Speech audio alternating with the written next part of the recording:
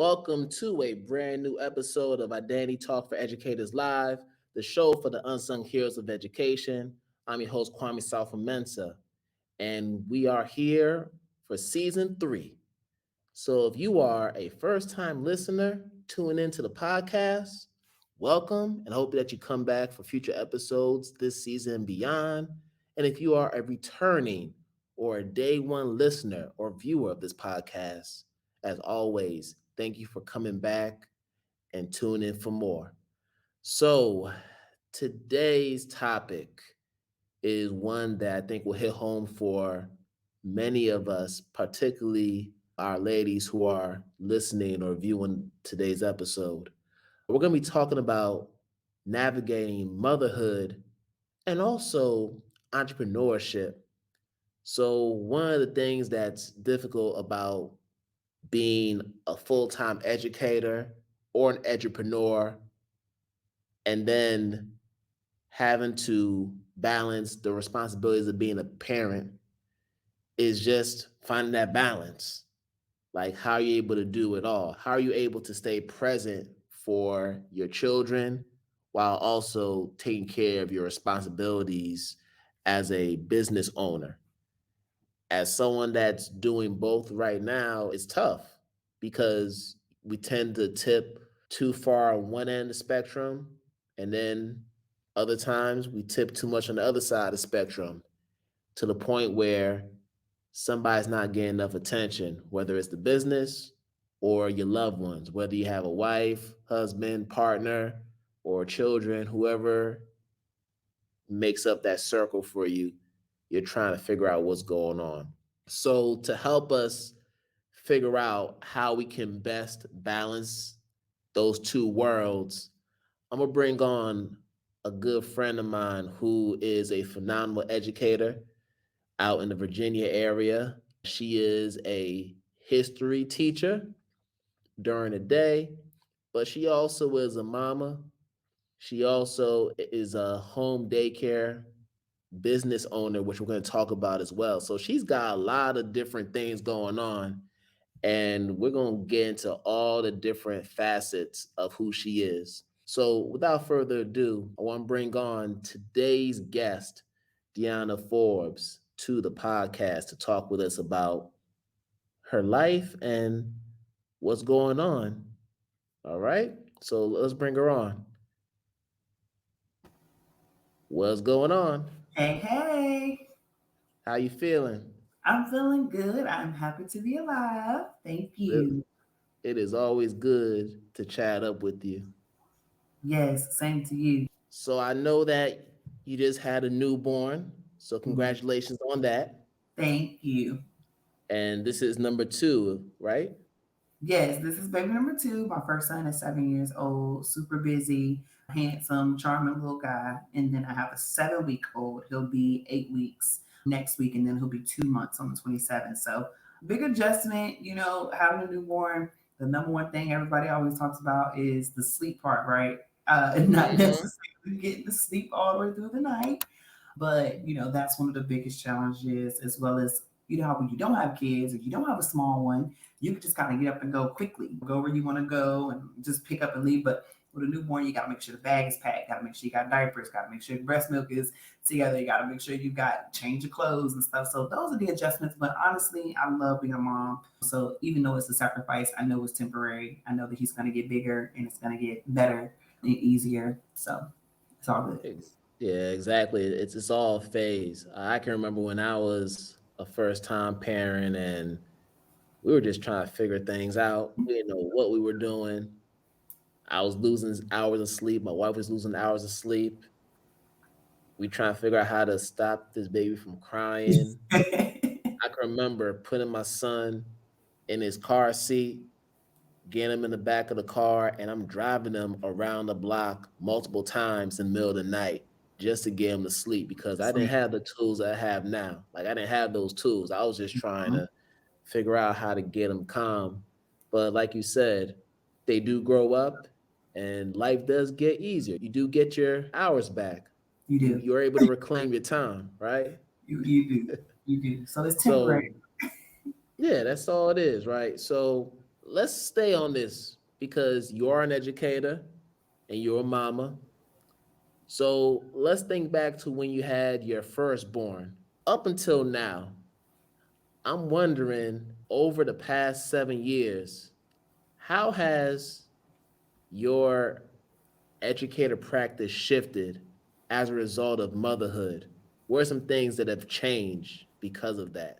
Oh my goodness, that's a good question. And I know a lot of women can relate to this as moms, and as an educator. Before I had my son, obviously, I always had a heart for education, always had a heart for children and the youth and things like that. But being a mom just changes the game because you're able to always ask the question, would I approve of someone saying that to my child? Or, how would I want my child to be treated? What would I want my child to learn and in what manner? So it's definitely caused me to be more empathetic, to see things from parents' perspectives. It's changed the way I communicate with parents because not only am I just an educator, but I'm also the parent of a child who is in school. And so I've learned a lot on both ends, what I appreciate, what I expect from a teacher. And so it's definitely changed the way I communicate, the way I interact with children.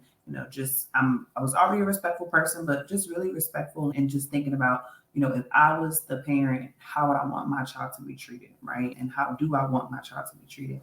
So it's definitely shifted my perspective and it's made me go harder for the things that I believe in when it comes to educating children, right? Like I believe that children need an environment where they can grow, where they can thrive, where they feel seen, where they feel heard, where they feel celebrated, where they're learning their Black history, where they're learning their affirmations and things like that. And so it's made me go harder doing those things as an educator because I'm also a parent and I believe in karma too. Or what goes around comes around, or you reap what you sow, or whatever it is that you believe.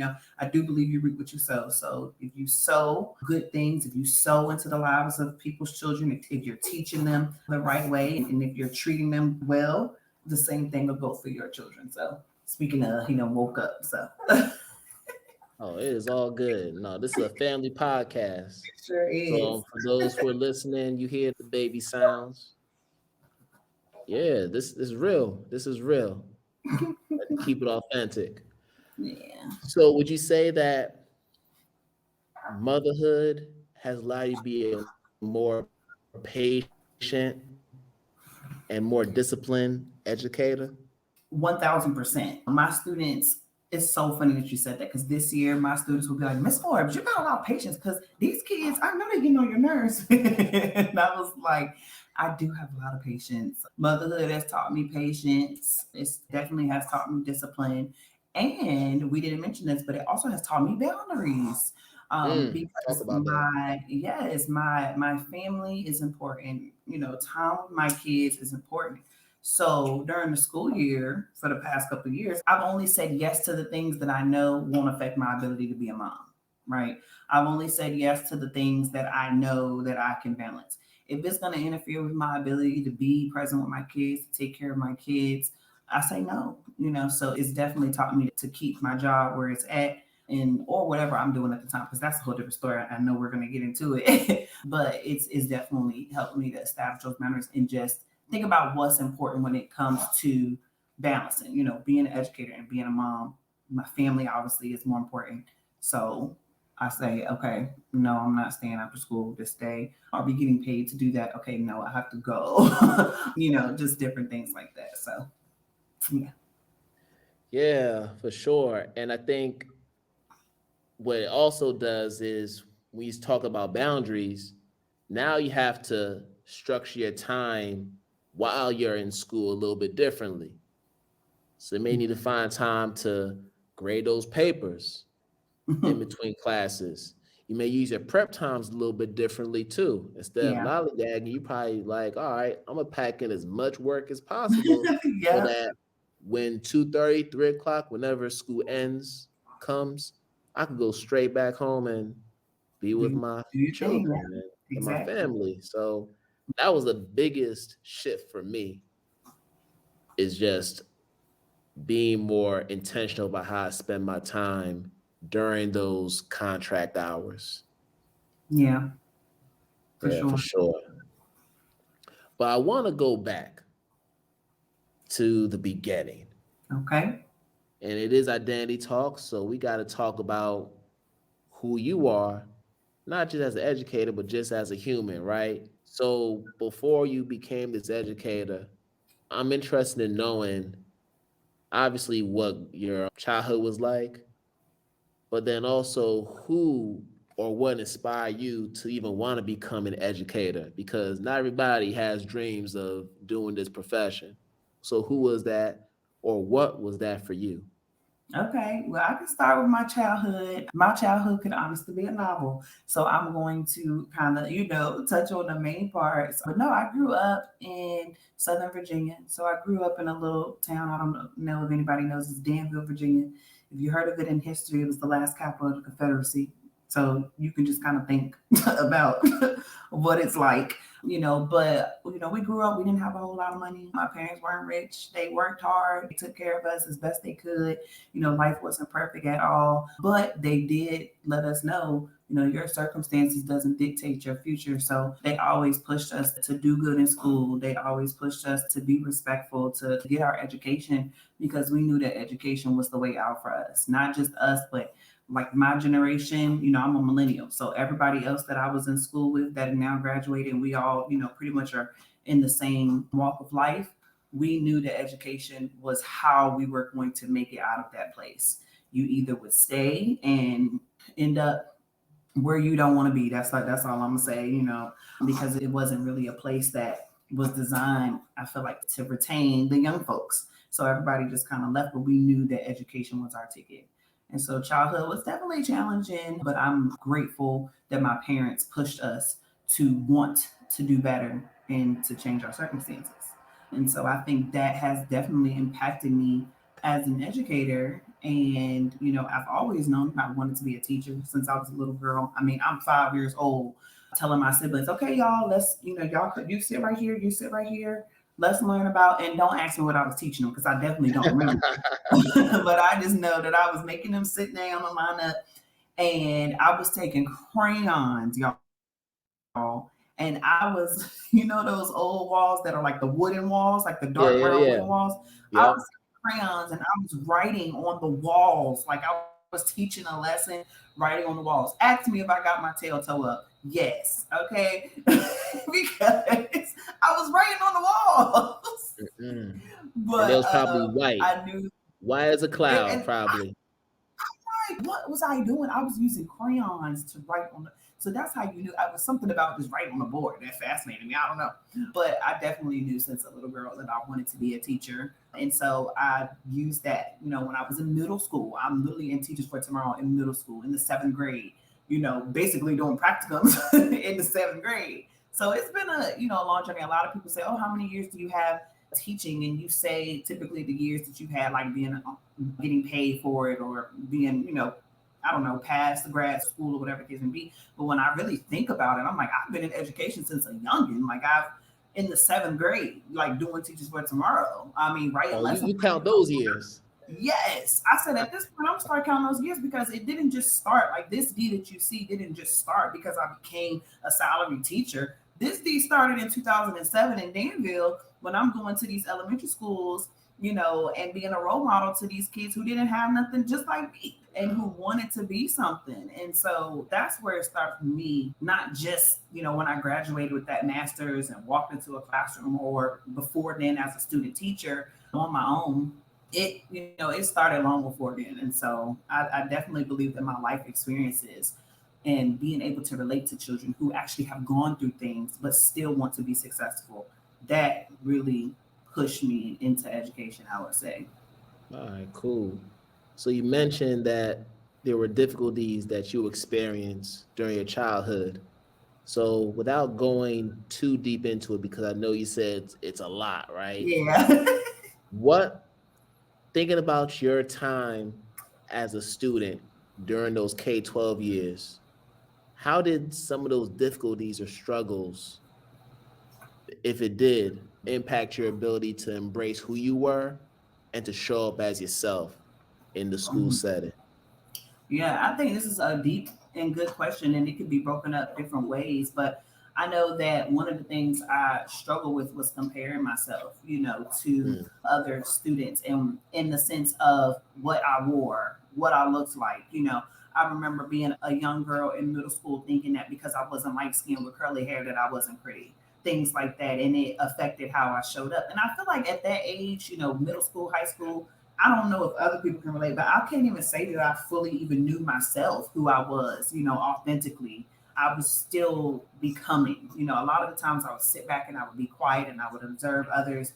I would be who I was, but not unapologetically, if that makes sense. I felt like I was a perfectionist. I wanted to make the right choices. I didn't want to do anything to upset my parents or get in trouble. I wanted to be perfect. And so I kind of went down that route. Everybody saw me as just, oh, D, she's, cheerleading, oh, track, oh, straight A's, she's just this perfect girl. Then when I go to college and got pregnant, everybody was like, not you, not you. But yeah, I think my K-12 experience, by the time I graduated, I had a really strong sense of determination, I would say, because I knew that my future was in my hands, really, outside, obviously I believe in God, so my future's in God's hands, but also what I knew what I would do would determine the outcome of my future. So I just put my head down or put it up, however you want to say. And I just really got into the mode of discovering who I am when I went to college. That's what I would say. So K through 12 was like kind of ramping me up. I was, comparing myself, not being fully appreciative of who I was. But when I got to college, that's where I became, that's where I embraced my true identity as a Black woman, as an athlete. I was a student athlete, in college, as a person who was entrepreneurial, as a leader, and appreciating who I was, and just having this deep appreciation for Blackness, right, and Black history. And it's crazy because I went to a PWI. So for all you folks who think that if you're Black going to a PWI, that you don't, you can't be in this position where you just love and appreciate your culture, that's totally not true, because I feel like I became Blacker than Black, okay, when I went to Yeah, PWI, that's real. because I realized, I was like, oh wow, like y'all got a different lifestyle. That's not where I come from. This, and it made me appreciate who I was even more, and just develop into a person that's like, okay, no, we're gonna do this. We're gonna talk about Blackness. We're gonna teach history. We're gonna tell the truth about it. So yeah, I know I'm probably getting into the next questions. Oh no, this is cool. So let's talk about history for a second because that is your jam. You are a history Yes. teacher. But I'm wondering, was it always history that you wanted to teach? And if so, when did you first fall in love with teaching history? Yes. So earliest I can remember, as far as a subject that I really liked, it was actually English and reading and Okay. writing. I definitely liked those things first. And it wasn't until, I would say, middle school, probably eighth grade, where I realized that I really liked history. Everybody else like hated it. And it was, to me, it was just something about the history of America that really intrigued me. The good, the bad really intrigued me.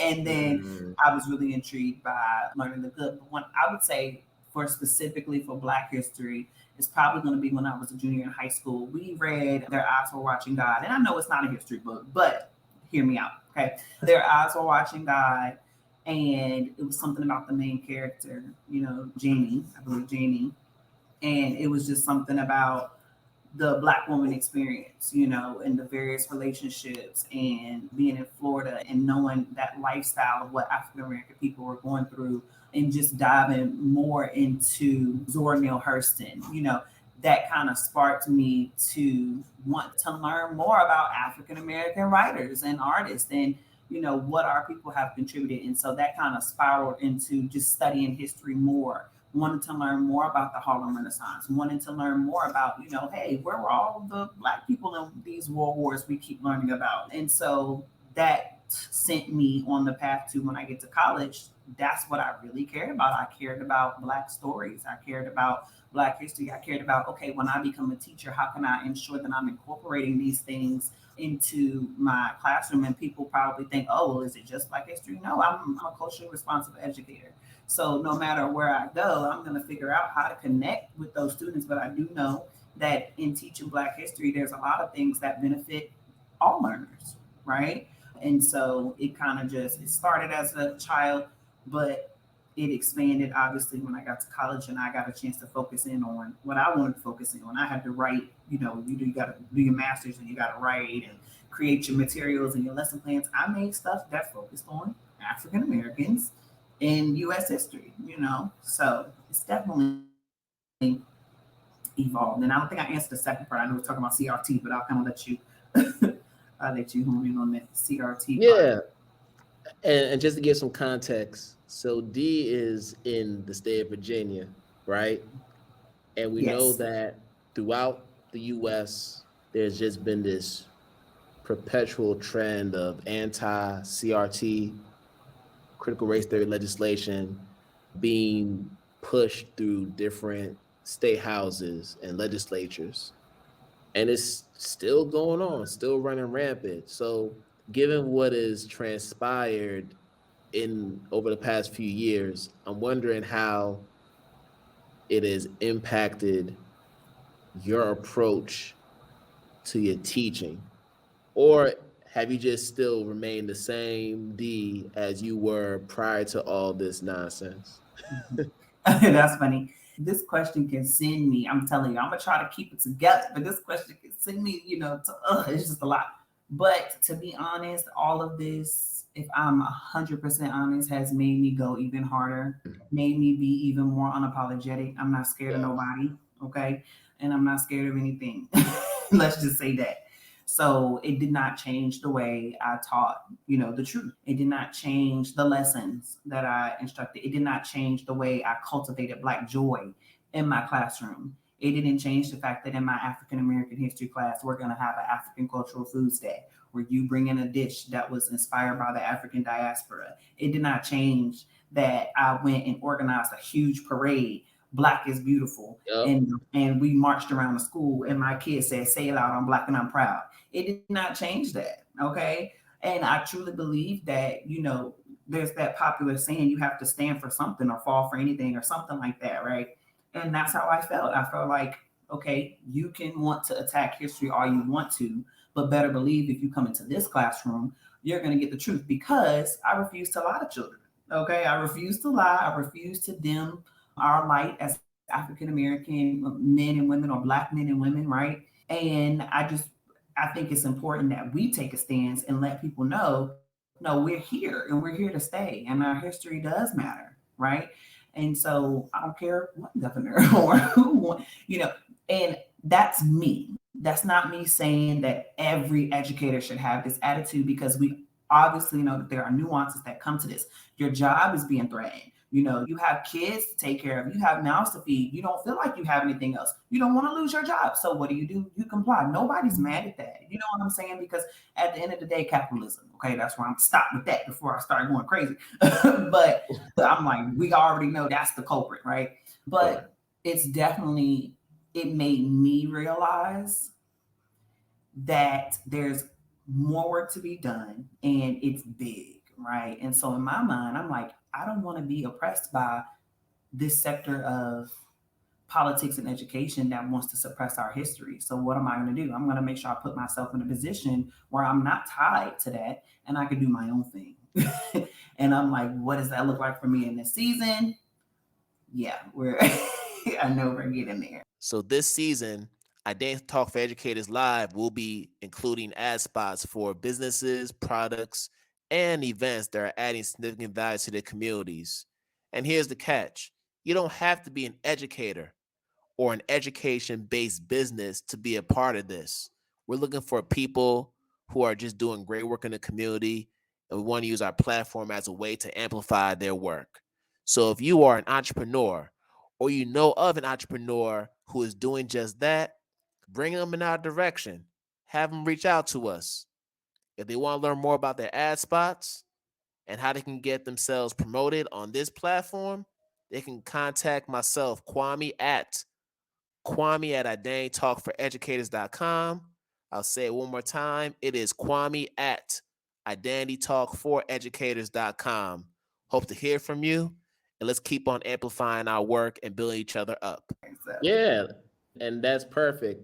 because not every educator has a plan B or C or D. You're blessed to have options. So if you decide one day, I'm not trying to deal with this anymore, I don't want to be in the classroom, I want to do something else, you can at least turn to that. And one of those things that I know you're doing is you decided out of nowhere, all right, I'm gonna start a home daycare business. And I know that we've had previous conversations about your desire to want to start your own school. And when you said that, I'm thinking, okay, probably a K-12 school, maybe elementary, middle, high school. But you're talking about babies, like the Yeah. babies. So let's talk about that. Like, what gave you the motivation to say, all right, I want to start Daily Learn Academy, which is the name of the home daycare business, y'all. So talk to me Yes. about that. I'm so excited to answer this question because I'm inspired, but I want to inspire other people too. So first of all, the name Daily Learning Academy. Daily, as you can see, it has an E, Dailey. That was actually my father's last name. He passed away in 2020 from pancreatic cancer. Oh, So I named the school after wow. him. My dad loved music. He, music was his heart and soul. He was literally on his deathbed talking about how you should never give up on your dreams. Like this man is dying, and he all he could think about was, hey, you know, make sure you do this for the LC and that. And I'm like, Daddy, you are about to be in the heavens, but I learned a valuable lesson from him, and that was to not give up on your dreams. And so, yes, I have mentioned in the past, right? This is so funny because in the past I mentioned, yeah, like one day I want to have my own school. It used to be I want to be a principal. Then it was I want to have my own school. And I thought K-12 as well. Okay. I'm over here like, oh, yeah, it's going to be a high school. I'm going to have my own high school. I'm going to have my own middle school. And, so I kind of have put it to the back of my mind as not a possibility for me in this season of life. So one day I'm at work, I'm like 9 months pregnant. Basically, since the beginning of this school year, the previous school year, 2022-23 school year, when I found out I was pregnant, I knew that I didn't really plan to return to the classroom. But in my head, that meant getting a virtual job, something in education, an ed tech job or position or something like that, something dealing with curriculum and design or something of that nature.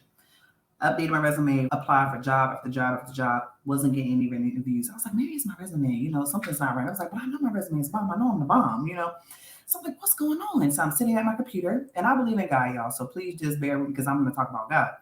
And I'm sitting there, and I say, God, I'm applying to all of these jobs. Why am I not getting these jobs? And I heard him clear as day say, because you're not supposed to. And I was like, what do you mean? Like, what do you mean?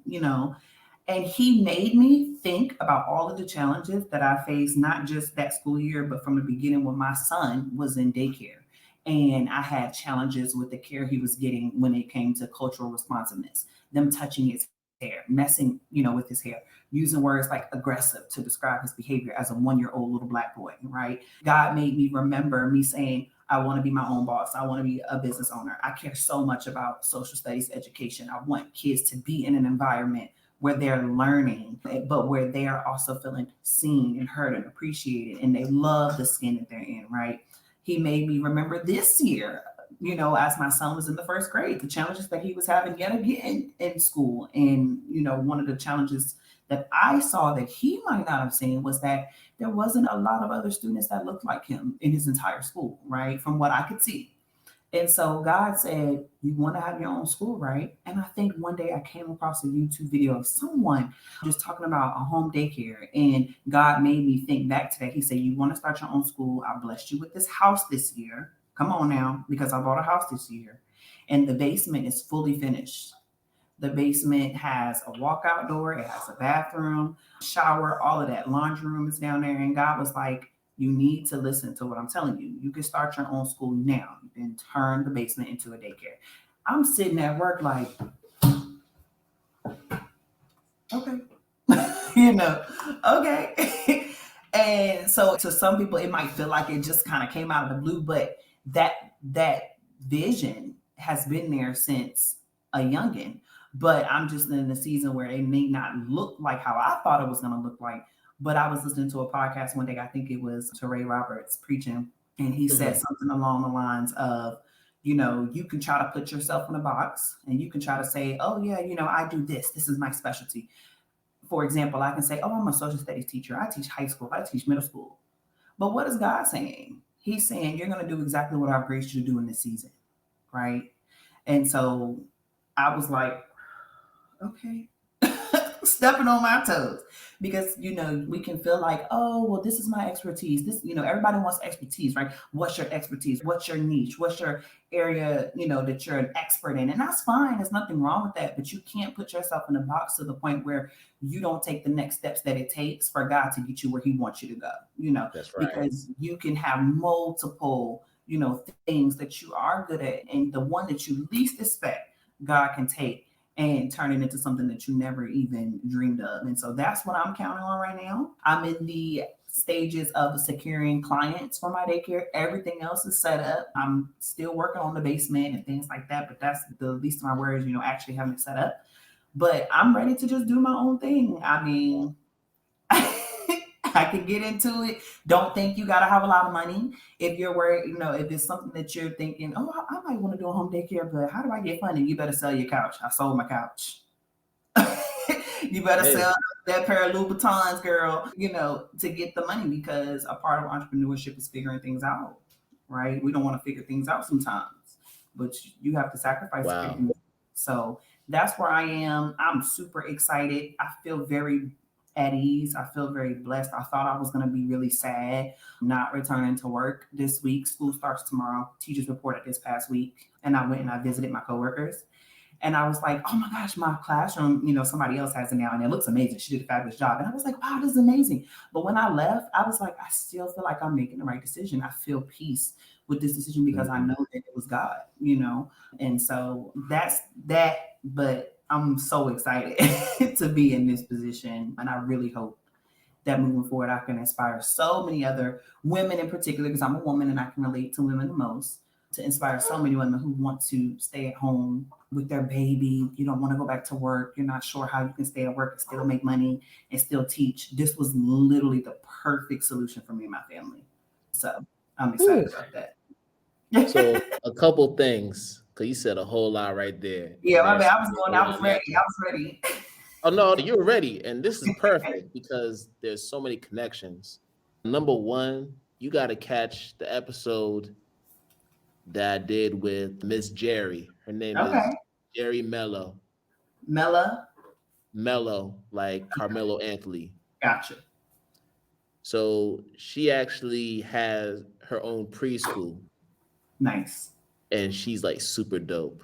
I know that's right. Uh, she literally purchased some like abandoned like a van. She purchased her own vehicle and she got it revamped and turned into her own preschool. And this is Amazing. at the height of the pandemic. And some What of an her inspiration. first students and clients were former students from her previous school where she worked. And she just built off of that. Like her story is inspiring. And I want to say she was a teenage mother too. And she has a child who, I think she does have a child who has a disability or special needs too. So like you Wow. gotta check She's a out that superhero. episode. Yeah. I definitely will. Yeah, and for those who are listening and viewing, y'all need to check that out too. Jerry Mello, phenomenal teacher. And then the second thing is we actually did that when we were in living in Ethiopia. We Wow. actually had our own. It wasn't a daycare. It was more of a.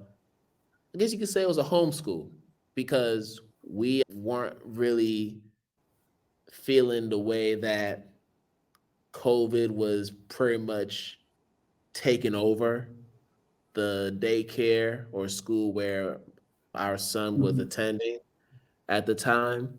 So my wife and I just decided, okay, it's safer for us to just have a school within our house. And I still had all my school supplies because I'm not in the classroom at this time. So we just used some of my school supplies and we transformed our basement into a school.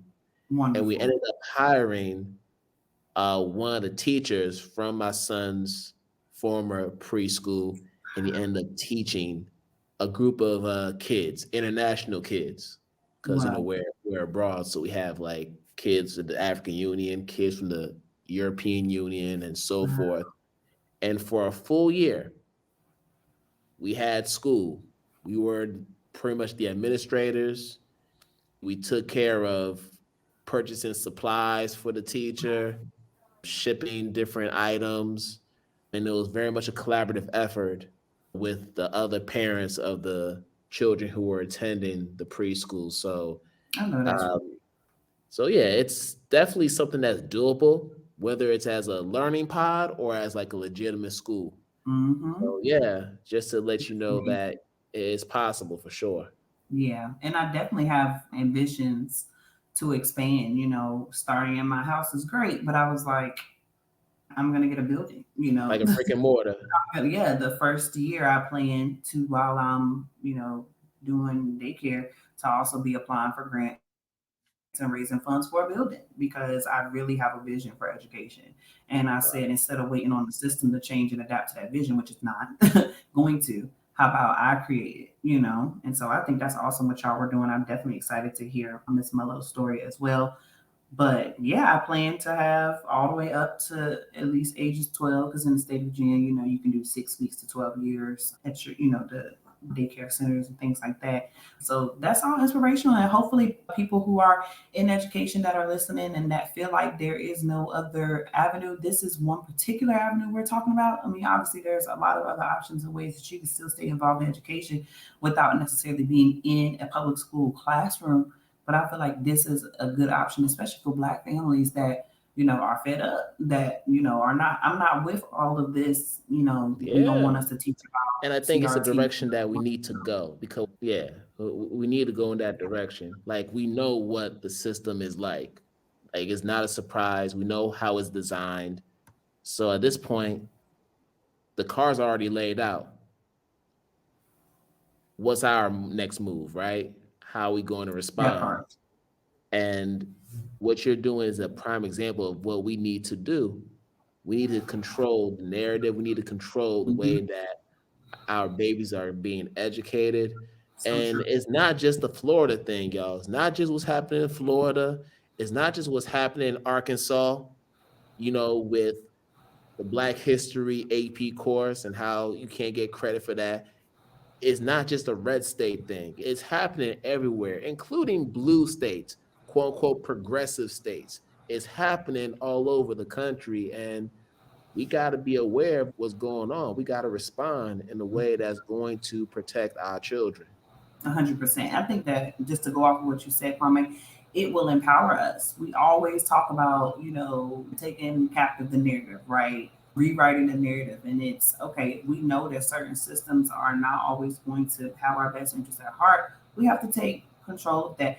And, we're not bashing public education. We're not saying that, oh no. Because oh my God, I love being a teacher at a public school. Like, I loved everything about my job as far as the abilities and the opportunities that I had to impact those kids.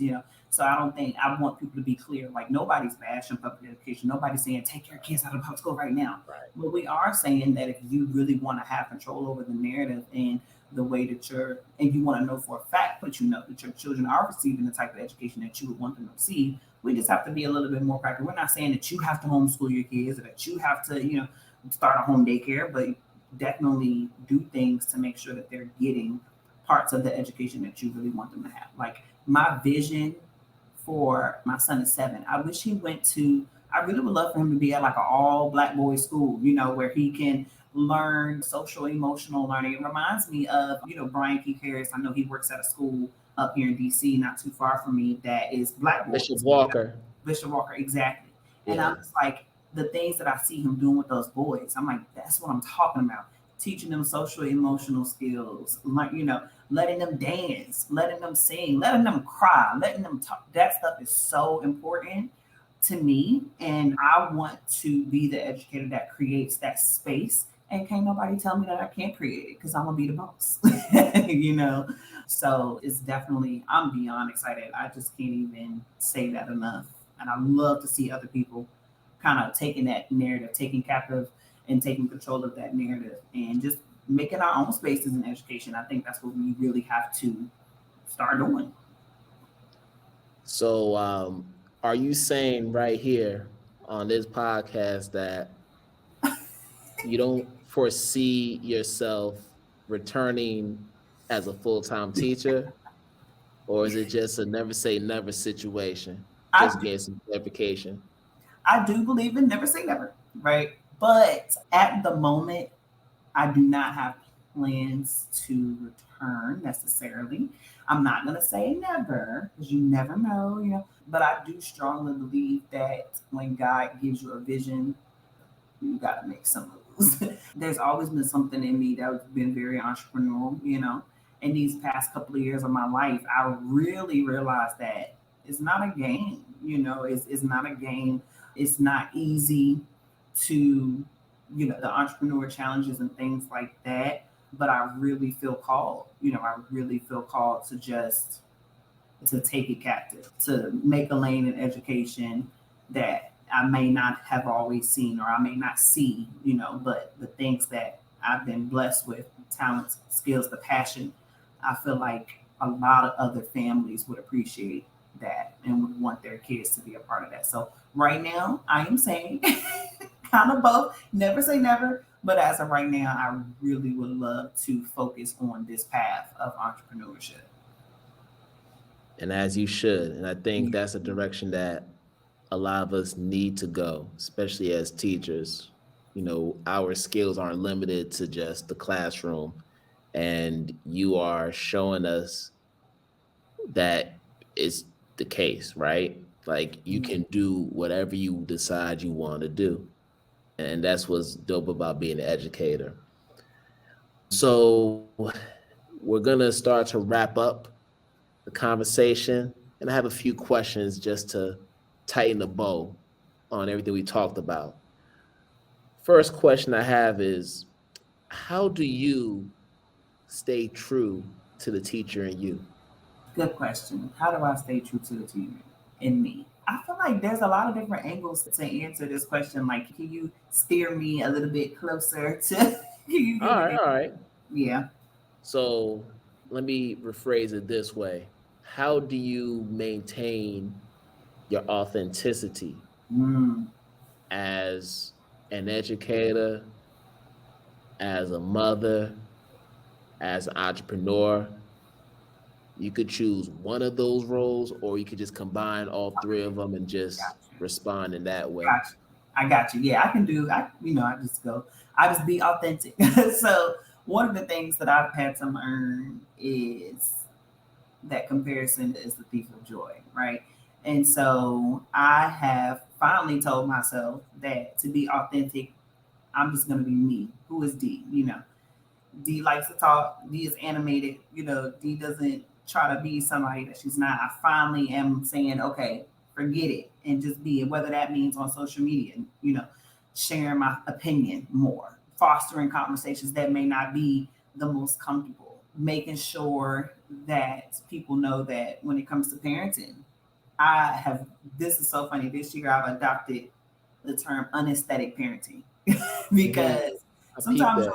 if you let yourself, look at this person's Instagram or that person's Instagram or what this person is doing with their kids and what they're doing with their kids, you can start to feel like, dang, they look like they got it, perfect. Like their kids are so well behaved or they just look so cute. I'm like, listen, I'm over here recording this video and my son threw up on me. Okay. Like that is not aesthetic. That is unaesthetic parenting, but it's real and it's authentic. And so I've made a vow to myself that I'm going to show those parts and, not get to the point where I'm putting a life out there that I'm really not living, if that makes sense. And to just, just share the authentic parts and just be who I know God has called me to be, which is a light. And I think it's funny to say, but I feel like I'm finally getting to that. I'm finally getting to that part of, okay, you know what, forget it. This is who I am. This is me. This is authentic. If you like it, if you don't, that's fine. But yeah, just being. All right.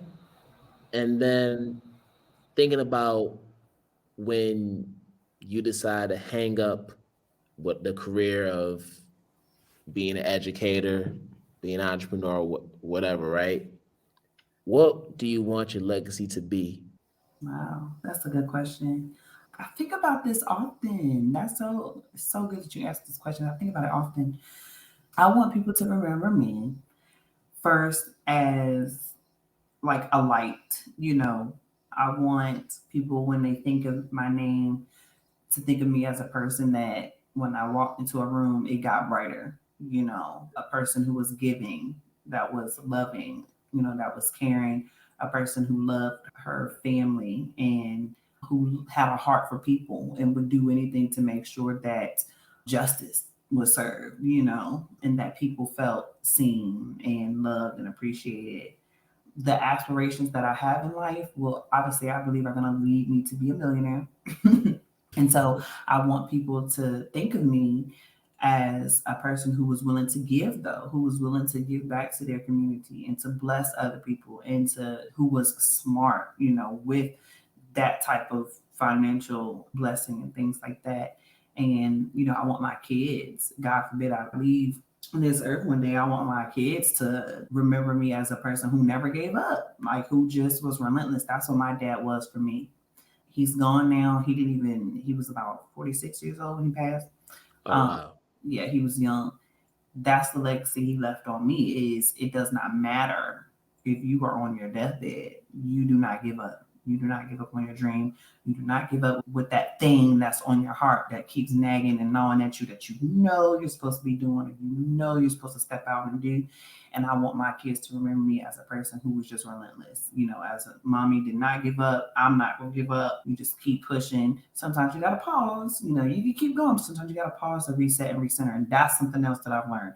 A person that's just not so caught up in the end game that you don't know how to turn the switch on and off, you know, pause There and you breathe go. and smell the fresh air. And I think that's important too. So I like to have that balance. And so I just want my legacy to be one that like when people think of me, they're like, man, what? Wow. Like And I the think you're on the path to doing just that. thank you. Listen, D, it is always a pleasure to connect with you and to talk with you. I'm so happy for what is to come. And I believe it's going to be just phenomenal things just from Yeah, what you shared. thank I'm you, excited to Mike. see how things come to fruition. Me too. Yeah, Thank you. And I appreciate you yeah, for having me on. You always ask the bomb questions and get me going. I'm like, dang, I can talk and talk. yeah. I try. We try to get deep in within, right? So Yep. let people know how they can connect with you on social media and beyond, and also how they can support the Daily Learn Academy. Absolutely. So I am social studies scholar on everything pretty much on Instagram. You can follow social studies scholar. I finally decided, you know, I got my things. I'm going to post Black history, parenting, and now that I'm getting my daycare up and running, I'll share, you know, what that journey and experience is like as well. So you can follow me on social studies scholar. You can visit me at www.socialstudiescholar.com. You can take a look at, you know, my bio, who I am as a person, and things like that. Get to know me a little bit on there, and you can also check out some of the Black history resources that I have made.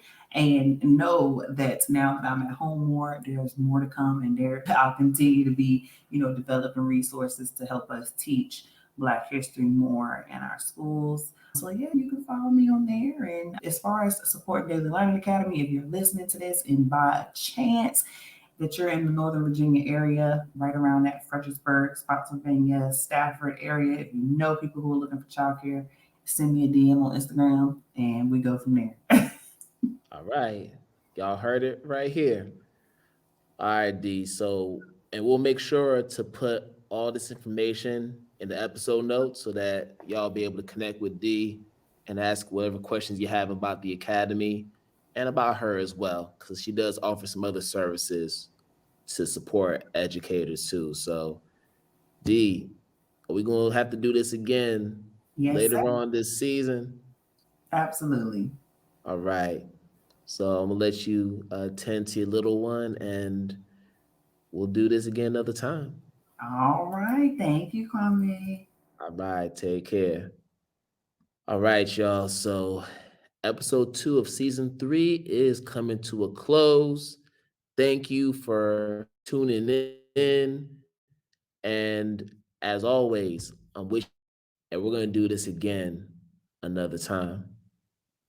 Peace out, y'all.